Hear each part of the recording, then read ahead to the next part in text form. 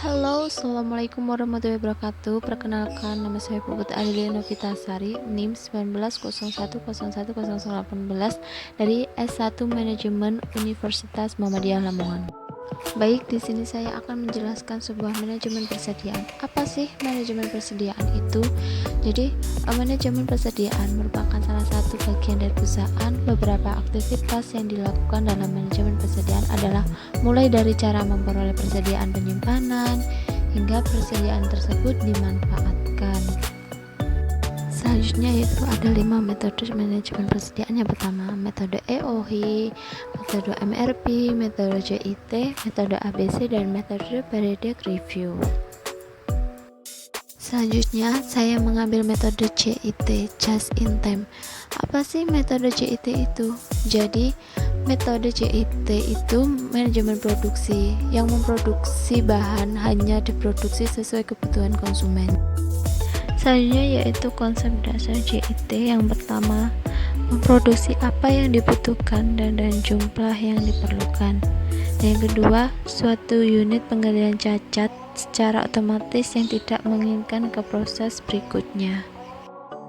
Yang ketiga yaitu mengubah jumlah pekerja sesuai dengan fluktuasi permintaan.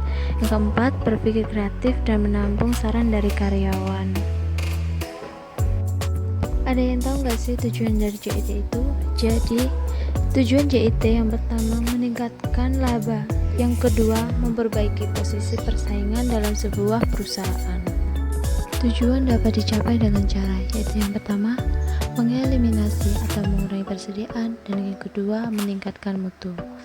Yang ketiga, mengendalikan aktivitas supaya biaya rendah sehingga memungkinkan harga jual rendah dan laba meningkat.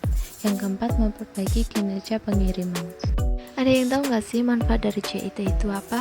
Jadi yang pertama, mengurangi ruangan gudang untuk menyimpan barang.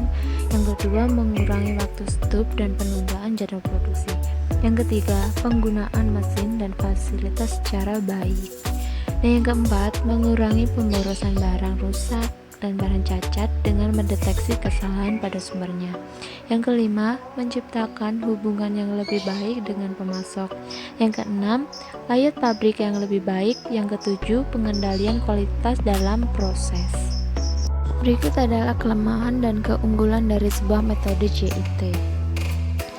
Lalu kelemahan dari metode JIT ini adalah sulit mencari pemasok, biaya pengiriman tinggi, kesulitan menghadapi perubahan permintaan, dan perlengkapan teknologi yang membutuhkan biaya yang lebih besar.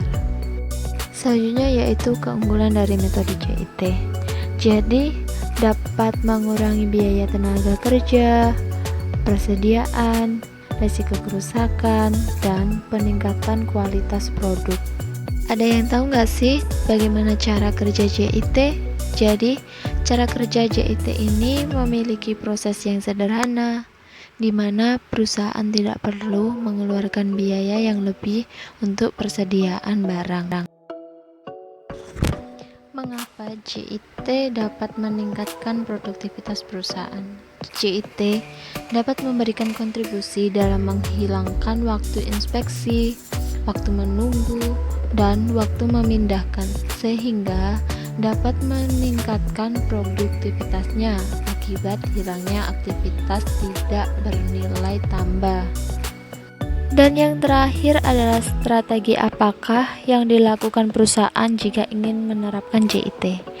Strategi yang digunakan adalah memproduksi barang sesuai dengan pesanan, mengurangi biaya persediaan dengan menerapkan pembelian just in time atau JIT.